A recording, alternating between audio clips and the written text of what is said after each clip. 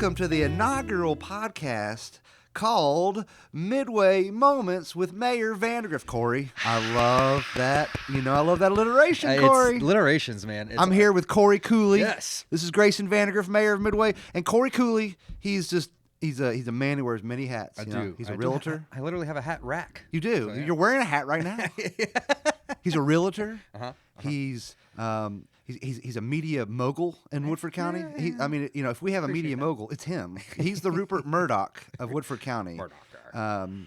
He's also congratulations on being named the chair of Woodford County Chamber of Commerce. As if you didn't have enough to do. Is it correct? Yeah, we were literally just talking before the show, like how I'm starting to get like a panic attack because, as you said, I'm also a realtor. So when people call, they need things immediately. That also goes with Emily Downey. When she calls, she needs things immediately. So, no, she's great. I work with her, following in Austin's footsteps. I'm excited. I'm excited for this podcast, man. It's been a long time coming. Yeah, it has been. It has been. And it's a great opportunity to give people a chance to kind of get more about what's going on around Midway. Correct. Right? And this is the whole point of the podcast, is really to get information out there. Straight from the mayor's mouth. That's right. And look, Corey's also, I left one of his hats out. He's also the producer of this very show. Yes. And this is privately funded, folks. So you as a taxpayer, you're not even paying for this. What a great deal. For free. You're getting free information. What transparency, this guy. Yeah, we're gonna do this once a month. All right. And just kind of what's going on in the community, this and that. This is the inaugural episode, so we're not going to have a guest today. But we will starting next month. We'll get into that here at the end. But we're going to try and keep this around 20 minutes or so. So, maybe a commute to work or a drive to the grocery store. Hey, what's going on around Midway? Let's hear some of those Midway moments, right? That's the piece right there. That's what we're trying. That's what we're aiming for. The What's Up Woodford Network is brought to you by the Woodford County Chamber of Commerce and Woodford County Tourism Commission. A lot of syllables. It's pretty hard. It's a mouthful. So, man, we're excited. What do you got? I see there's a whole list of things over there on your phone. There's some other things on your phone that probably shouldn't be pulled up right now, but we're gonna keep. We're gonna keep it. That's neither here nor there, Corey. I'm glad this isn't being filmed. No. So look, there's a lot. The truth is, Corey, there's a lot going on in Midway. There is. I'm excited to hear about it. Obviously, I don't want to beat a dead horse, but I'm still very excited about the big news we kicked off in January. Of course, we up in as late as late December, we got the Midway Fire and EMS station. Obviously, brand new state-of-the-art fire station. Much bigger than the cramped quarters they were in. They can walk between fire trucks now. They can see the tops of the trucks now from the stairs upstairs. We also, though, with it, got another big prize. We got our first ever 24/7 EMS ambulance presence in Midway, because by building that station, we're able to give the EMS station a section of it, and the county, as a great collaboration with us, they agreed to fund the staffing, which is not cheap, $500,000 a year to staff 24/7. And every time I drive by there, Corey, I see 2 trucks out back there. There's 2 EMTs on site in Midway at all times. Well, Drew's got to be happy about that. We're talking about anxiety, right? I mean, anxiety is a real thing. We shouldn't, it shouldn't be a taboo subject in life. We all have it, and who among us doesn't have that?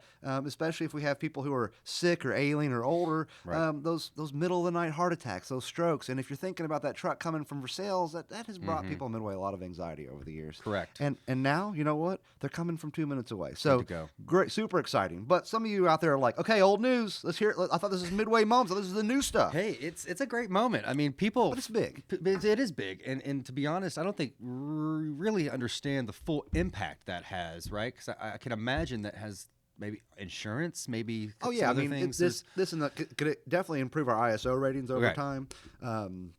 It's going to be a great recruiting tool for our fire department. It also really helps the whole county out, because before they were kind of trading ambulances back and forth, and it's like now you got a dedicated northern, Woodford County, and this helps all the northern county, north part of the county areas, but also you're not trading ambulances back and forth all day long. So it's just more efficient for the Woodford County EMS. Yes, efficiency. I can't say enough about the Woodford EMS too, and just the collaboration with the county on this was amazing.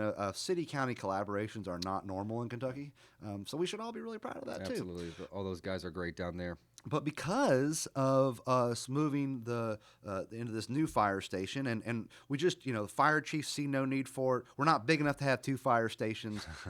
While some folks I could see say, well, man, that fire station's a little bit further out than it was before. That's true. And obviously, I'm not going to sit there and pretend that it won't take an extra minute probably if there's a fire, or extra 2 minutes if there's a fire. Versus. But the trade-off is we get an EMS we get EMS right there on top of us. And in reality, the vast majority of our runs in town are vehicle assist or medical assist. I mean, I Right. think we had 2 house fires last year all combined. Hey, thank God for that. We're not playing percentages. We're not saying that those fires don't matter. It's just that in this day and age, you've got better smoke detectors, you've got better electrical wiring, you've got just better safety in general with appliances. Right. Luckily, and I mean, we're knocking on wood here and praying and prayerfully hoping that it continues that trend that fires are not really as much of the issue as they used to be. Right. I mean, if you read old Around clippings here, from Midway, everything was on fire all the time. Like back in like 1920s. It was like there's another fire in 1920s. The courthouse. I mean, burned down what 3 or 4 times, like 400 times or something. It feels like like everything. Whoa. Based on records, everything between 1890 and 1920 was on fire most of the time.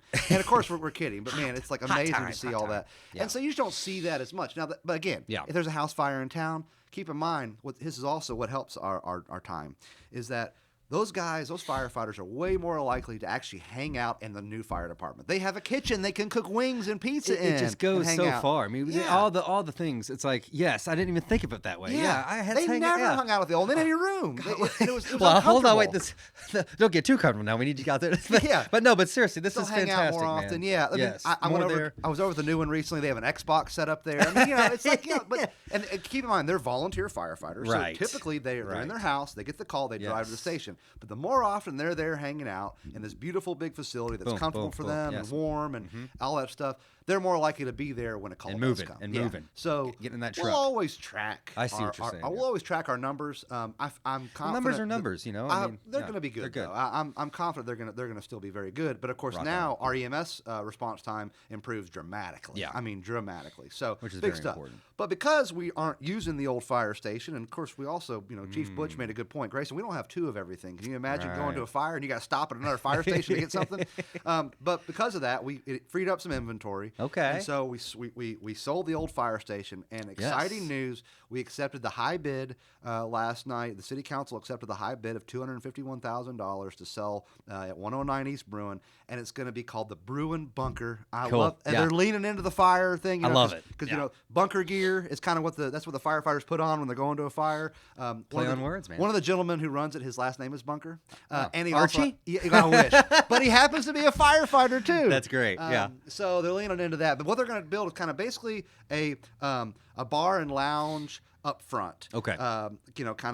Craft brews, cocktails, that kind of thing. And then the back section of that, which is a perfect room for this, they're going to have those golf simulators, like state-of-the-art golf simulators and an event space. It's the new hotness. Corey, Grayson. we don't really have a lot of great event spaces in Midway. We got great right. restaurants. We got great shops. But this just feels like it's going to be a great addition to town. It will be. I'm super jazzed about it. And yes, we are surrounded by. You can go up the road here to Woodford Club, right? You can go to I think Big Blues right down the way. Not Lane's View. View. Shoot. I know what you're talking about. You know what I'm talking about? Yeah. The View. Longview. Longview. That's all great and dandy, but. This is right down the street. I didn't know what you were talking about. Yeah, this is right down the street. I'm a golfer, all right? Down the street. I like to golf. It's right down the street, and it's one of those absolutely true things. I think maybe other than a car wash or a storage unit. If you build it, they will come. Yeah. I mean, these things are going to stay. They're growing in popularity. They've been growing since COVID, golf period, but. It's going to stay booked up, man. Yeah. It's a great attribute. I think they'll be busy all the time, and the thing is too, the great thing about golf simulators, like if you're a golfer, you love it, but also if you don't golf, you can play.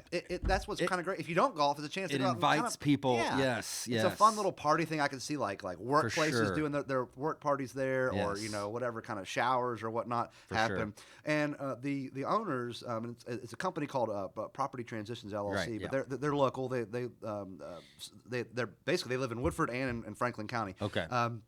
And what they were telling me is that the 2 gentlemen running it, they live in Woodford County. Okay. They have good friends who run one in Frankfurt, and it's doing gangbusters. So they've kind of been studying the model for a while. Yeah. So really excited about that. I think that'll be a great addition to town. But there's more.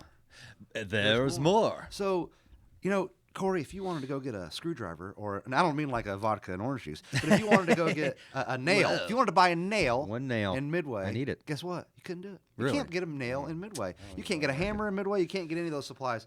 Ace Hardware is coming, buddy. No way. Ace Hardware is coming. What? I didn't know. Yeah, we're getting an Ace Hardware. So give you location. You know that old rickety-looking BP? Sorry, BP, but it's a little rickety-looking. Out there on Leestown Road. Yeah. There's an empty lot right there. Right now there's Okay. U-Haul trucks parked there. Get those trucks out of there, and in that little lot right there, they're going to build a hometown Ace Hardware. Awesome. Which we're very excited about. We haven't had Yes. a hardware store since, I think, the late 80s is probably. Skippy Rouse is Okay. the long-term mayor of Midway. He had an electronic and hardware store. Nothing down goes there. together like being mayor and owning a hardware Well, store. and I always heard too that his electronics store had leaks in the roof, which is a building my dad owns now, and it doesn't leak now, but apparently back then it leaked. And the joke was that he had buckets set up, but he made sure the electronics weren't near the water dripping, which is really smart. Now, now to the Rouse family, they might say that story's a little bit exaggerated. So we always got to be aware that maybe we got to get the facts on that. But I always thought that was a funny story about Skippy Rouse and the leaky electronics store department side. But Skippy Rouse is a legend in town. I mean, he was mayor for like 30 years or something like that. Oh, wow, long time. Yeah, a long time mayor. History but too. He's That the show's giving you history. last guy to have an Ace. He wasn't an Ace Hardware. It was like Yeah, Rouse family, Hardware. yeah. That's the last time you could buy those supplies. And Dang. a lot of people are really excited about this because what they're saying is, look, Yeah. the gas money I'm going to save on this, the time I don't have to run to Frankfurt or Versailles or Georgetown to get supplies for the home. They're going to have a little bit of like a lumberyard component to it as well. So this is another big get from Midway. We've been without things, that, right? It's like, hey, whoa, now okay, we're getting this. Can I do some improvement? Maybe it'll reinvigor somebody. Yeah, right. Yeah. And I think it's also just the handiness. We're always trying to bring things that we're not in a big growth phase at all. I think our growth spurt is over. But anytime we can add things that sort of bring quality of life, comfort, ease, you're always looking for that. So super excited about that. Man, breaking. And so one other thing I want to update everybody on, and then we're going to kind of, start to, get to fun stuff. But I'm having a great fun. time. What am I talking about? Hello, it's Madonna at Bluegrass Traditions, 207 North Main Street, Versailles, Kentucky. I want to invite you to come in and see me. I'm getting all these new things. Spring has sprung around here, so the boxes are arriving daily. I need help. Minnie Me, where are you? I'm right here. Hello, everyone. We should talk about some clothing now. We will. Oh, we have several different brands, but we have Joseph Ribkoff, New Spring. We have multiples. We have a la carte. We have Trulux. We have Alley Miles. Oh, and we just have so many things. Please stop by and say hello. And we don't get 1 million of each item, so you need to come in and look these over and get your size immediately. Come to Bluegrass Traditions. Bye! But there is one thing that I want to explain briefly, give a little context to. Corey, you remember, of course, we're not in any danger of this, right. but this new EPA law has come out of what happened back in Flint, Michigan. Remember that? All the people getting led. So after that, the EPA decided, and Congress, and I think this was a smart law they passed, we got to figure out how that never happens anywhere again. So they're mandating every city in America, every city in America has to determine what your city's what the homeowner's service lines are made out of. Ooh. So, as you probably know, in a city, there's water mains, right? Those are the big ones that take water all over town. That when a water main busts, it shuts off water for a little bit. Mm-hmm. But there's also service lines that go directly from the main into the consumer's home. Got it. And that belongs to the consumer. It's their line, and they control it. Okay. But what the EPA has said is that cities have to determine what those lines are made of. So we know what our mains are made of. The truth is, we know what most of our service lines are made of too, even though they're not ours, because just through empirical data collected over the years, working on it over the years, institutional knowledge our guys have. They know. We know things like, for example, if you live in Northridge Estates, we know all your service lines are PVC because it was built, because we know when that was built. We know that was PVC that was used. We know anything built after 1988, and I'll get back to why 1988 is important. Anything built after 1988 is likely either copper, PVC, or a galvanized type that is okay. You can have galvanized pipes that are fine. Anything before 1988, galvanized was questionable because some galvanized, not all, some galvanized pipe before 1988, the issue was that it would leach lead out of the pipes over time. Yeah. So that's the issue there. 1988 was January 1st was the date Kentucky banned lead in water lines. Now, the nation, you may chuckle at this, the nation banned it in 1986. But to Mark Twain's point, Kentucky a little bit behind everybody else sometimes. Nah, I'm kidding. It is my new Kentucky home. This is a new day in Kentucky. But that was the old joke about Kentucky, right? And so Kentucky decided to allow all the plumbers. If I didn't laugh, I would cry. They allowed the plumbers to sell off all their inventory for 2 years, and then they banned it in 19. So they were basically like, "Look, lead's going to be illegal. It should be illegal already. But you got 2 years to sell it all. So like, let's go ahead and install a bunch more lead." Now, not that happened in Midway necessarily, but that was why. So Kentucky didn't ban it until January 1st, 1988. So that's why I say 1988.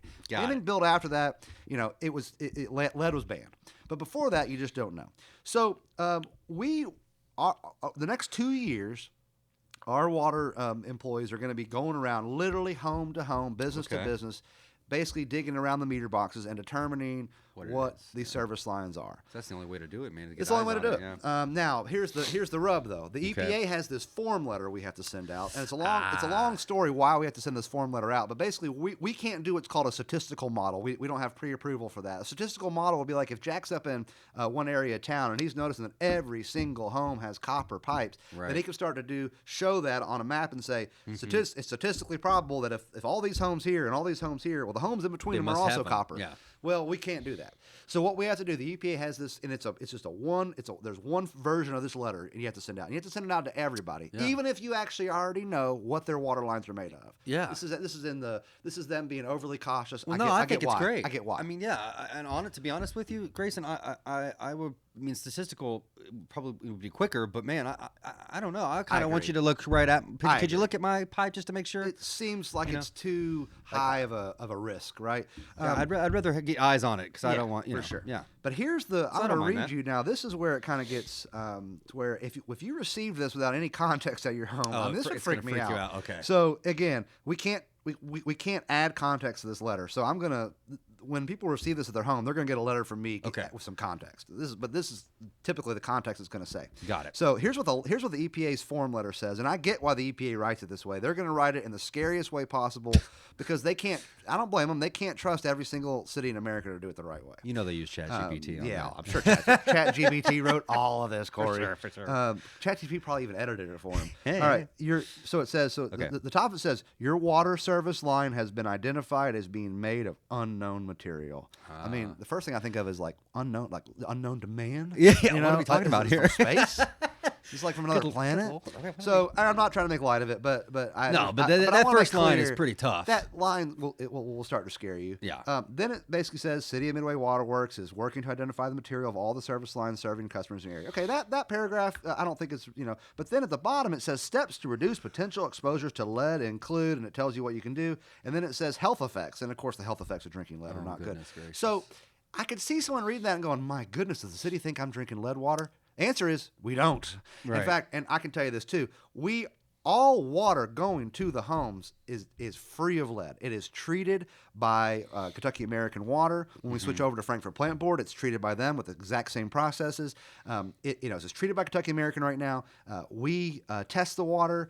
It is perfectly good, clean, potable water. We also, through anecdotal evidence, we feel pretty confident we know well over what half of town already is. Just again, through that anecdotal evidence, through empirical data, through years and years of experience, even going back talking to guys who used to work in the water department. Yeah. We have a pretty good idea of what most homes in town are. And most of them are copper and PVC. There is some galvanized.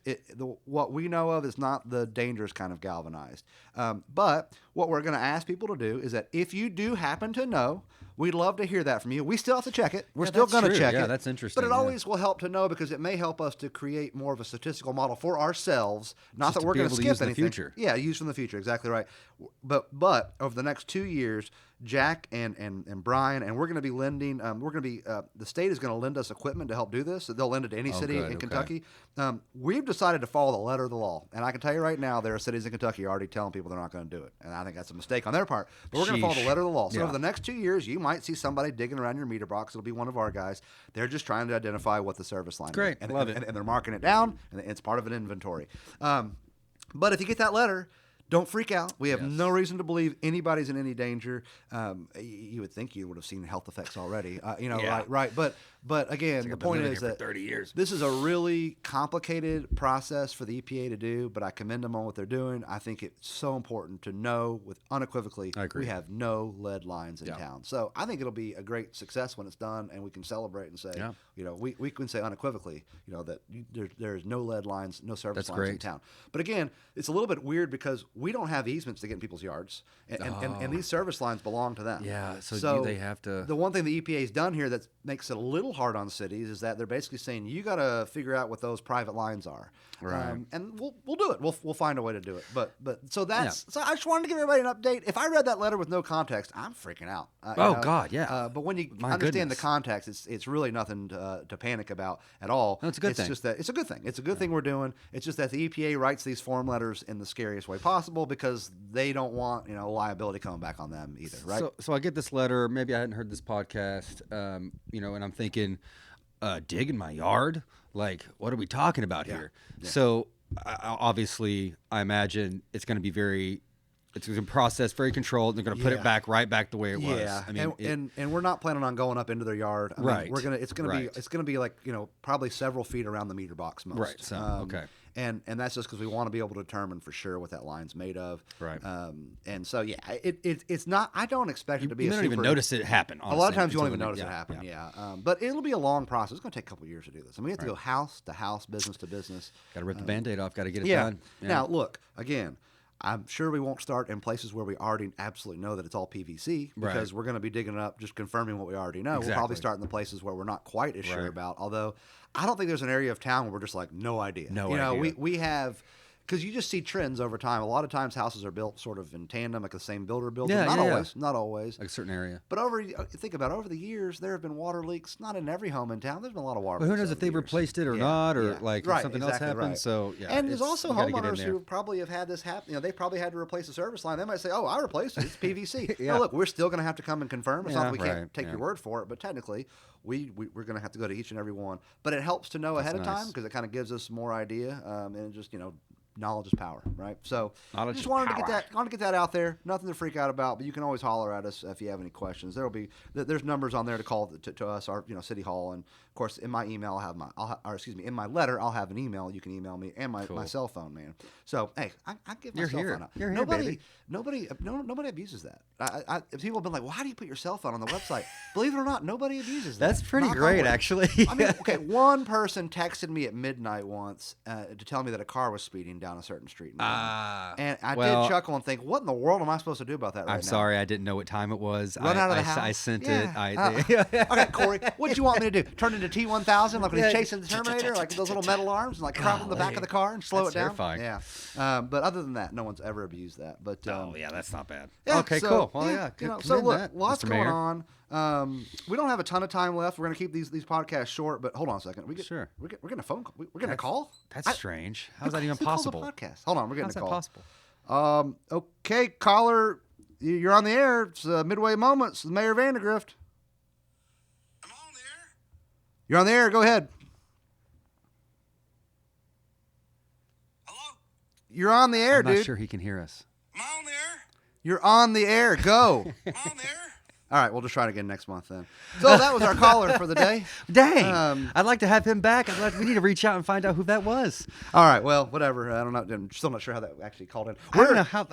We're coming to you as we wrap up today. We're coming to you from the beautiful community room above the Midway Museum. Yeah. Isn't this a great view of downtown? Great view. We got a little bit of snow going on. The flurries here. are starting, and this will come out. So technically today is a Wednesday. So this will come out. Right. Wink, wink.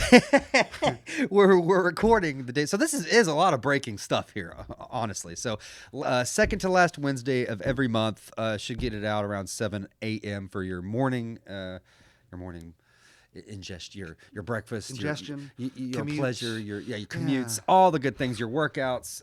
Mr. Mayor, this has been great. I mean, any save rounds, final thoughts, anything that's rolling around? No, hey, we got some snow coming. Snow's coming, yeah. On this podcast that is live on Wednesday with call-ins.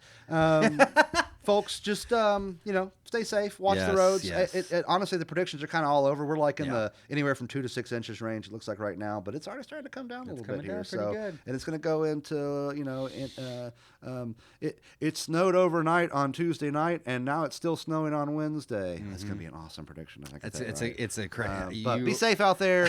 Take it slow. You almost never like you know know. when there's going to be slick spots. Yes. We've got great. We got the best road crews around. For sure. Littrell's lawn care and landscaping. They do such an amazing job. They Yeah. live here. This is like this is their blood, sweat, and tears here on the ground here. So they do an amazing job. Just take it slow. For sure. Take it slow. We're be praying safe, for you and all we'll, too, you affected can by the floods and whatnot. I mean, stay safe out there. Amen, and brother. Amen. let's, That's some scary stuff. yeah. But you can always follow along what's going on with the city too on the Facebook. You can go to the Midway KY City Hall page. You can also follow along with my page is Midway Mayor Grayson Vandegrift. So follow along for updates, highlights, things like that. And stay safe. And you know what? We are going to have. We do have one special guest. I didn't tell you about this. Corey. He's going to take us home. So North Winter Street is kind of the area I live in town. Okay. And the chipmunks love to frolic there. Anybody that lives Oh. up there knows the chipmunks love to frolic. So Chippy, I've brought in here. His parents named him Chippy. They weren't bright chipmunks, Corey. Chippy. But Chippy is going to bring us home. He's got a little message to take us home with. Chippy, And what a cute little guy. I'm gonna invite him. He can reach up. He can reach up to the mic. Just bend the mic down come on, for him. Come here, buddy. Come here. It's all right. It's Oh, my okay. goodness Don't be scared. gracious. And he's you got keep dodging those cars out there, buddy. We want you back next month, okay? Oh, stay safe, So little guy. he's got something he wants to say. Don't be shy. Here we go. Come on, you can do it. You can do it. You can do it. All right, Chippy. Thanks, Chippy. We'll see you next time, folks.